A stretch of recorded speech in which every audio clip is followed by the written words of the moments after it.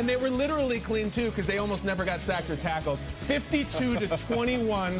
Let's go to, yes, I said it, an easy future Hall of Famer, Ben Roethlisberger, after one of the best nights of his career. It's great not having to punt till late in the game. And, when you convert third downs, you're scoring in the red zone, good things happen. And it always starts up front. You can say what you want about the skill guys, but we're nothing without those guys up front. And they've been playing really, really good football. Take a look at the quarterbacks, the most games with 5 or more touchdown passes in NFL history. And there he is, sort of playing to your point, KV, that he had himself quite a night, maybe one for his career. On the other side of the ball, the Steelers found Cam Newton's kryptonite last night. Here he is after the loss. We played a very skilled and talented Pittsburgh team. Just got whooped, man. Just got whooped. But, it happens. You have those type of games in the league, but, it's going to be about how we rebound and, get ready for our next opponent.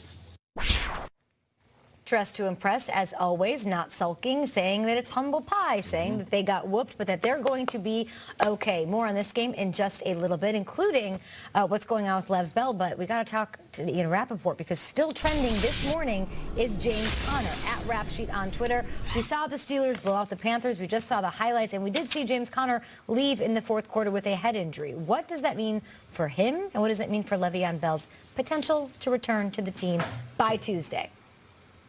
Okay, first the health news on James Conner. He is officially in the NFL's concussion protocol. This news came via Mike Tomlin late last night, which means he is not going to play until he passes all the different steps you need to pass for the concussion protocol, including being cleared by an independent neurologist. No word yet on the severity of his concussion. You're seeing the beginning test of it now as he goes into the blue tent and eventually heads to the locker room.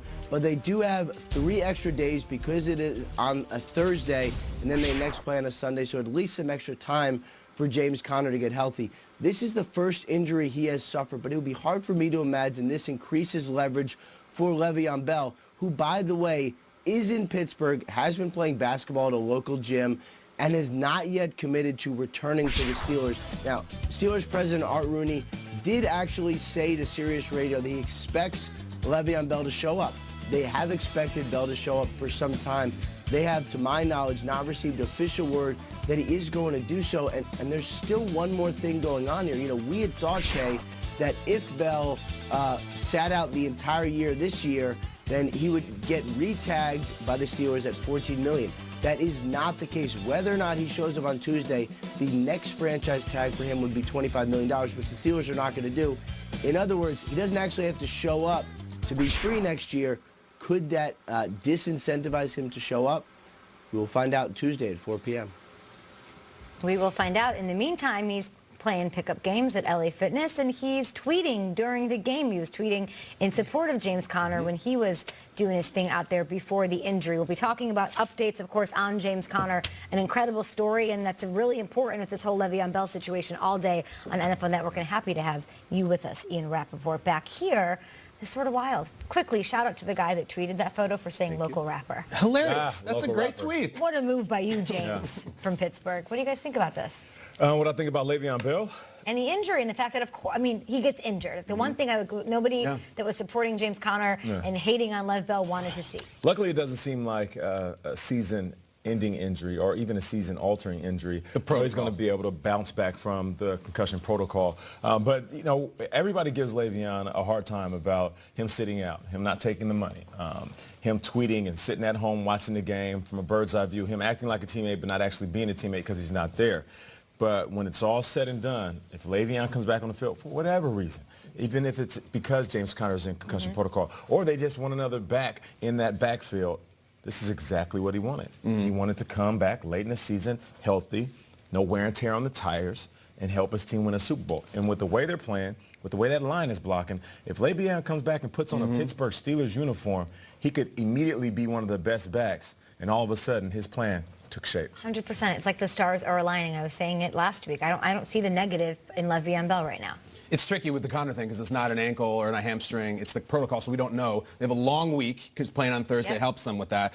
So we'll see. I mean, I thought the most interesting tweet that Le'Veon had was even at the end of the night. It was, I'm paraphrasing, it was safe to say it's time to pass me the sticks, which means like, here we go, my turn to play. So I don't see if it kind of comes through the protocol and they have them both, like they're juggernaut. Is that like a Madden reference? Yeah, the sticks, like I'm on the stick now. That's what the kids say about the controller now, right? Exactly. Pass the sticks. Thank you, gentlemen, for clarifying that for me. All right, let's get back to this game, though. What stood out to you, Kyle Brandt, the most? I can't think of a more impressive win all season. I mean, that was shock and awe. You know, it was 13 months ago-ish that Roethlisberger was standing there in the locker room saying, maybe I just don't have it anymore. I don't know. Maybe I should hang it up. Maybe I don't. He has it. He has it. That might have been the best game of his career, and if it wasn't, it was certainly the cleanest game of his career. And I mean, I said it earlier, he didn't even have smudges on his jersey. The last time Ben Roethlisberger had a perfect passer rating, it was on the network, and Deion Sanders and Bryant Gumbel were on the call. It was 2007. Wow. It's been that long of a time. You know, you guys, we had this image of Ben Roethlisberger, like when I tell my kids someday about him, this old weathered war horse who's dragging his leg and spitting dust. Yeah, piggy spawn. Fix my broken nose in the middle of a game. That was not last night. That was Bill Cowher Roethlisberger last night. Spry, fast, clean, and I'm telling you, he's caught a heater right now. Never mind the Panthers. I'm watching that game if I'm a Kansas City Chief, if I'm a Houston Texan, and maybe even a New England Patriot. Shock and awe in Pittsburgh. How good's the AFC playoff picture? Incredible. Woo-wee. You know what's so good about Ben Roethlisberger, just to double down quickly? Yeah. It's like he was doing things just to show everybody I'm better than the quarterback on the other side of the field. He didn't just throw a good game. He escaped from the pocket and was running for first downs. I haven't seen Ben Roethlisberger run like that in years. And I think he was doing that because he's playing against one of the best running quarterbacks of all time. So shout out to Big Ben. For me, it's Antonio Brown. I'm sitting there watching that game, and there's a couple plays that stood out to me. There was a play where the Panthers rushed two guys and dropped 9. Yeah. And Antonio Brown escapes on a post route. And then there's this play right here on the young pup, Dante Jackson. And I'm sitting back, and I'm sitting there, I'm going, And my wife chimes in because she knows what I'm thinking. She was like, why would you guard Antonio Brown one-on-one? You tell me. No safety. You got the young pup. I get it. You want these guys to grow up fast, and he's having himself a good season. Yeah.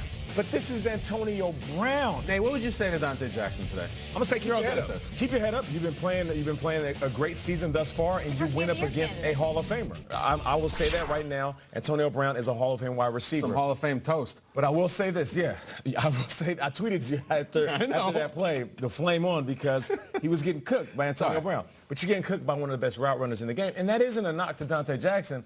That's a knock to the defensive coordinator.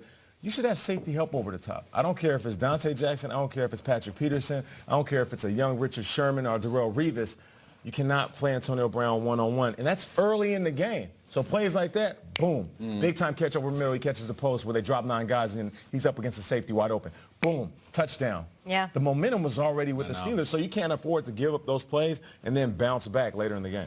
I talked all day yesterday about the Carolina defense and their secondary, how many turnovers they have, and I wanted to see those turnovers turn into points. And instead, what happens? Of course, it's Vince Williams with a pick 6 to break open the game early and sort of set the tone. It's the Steelers defense, I think, that was most impressive to me.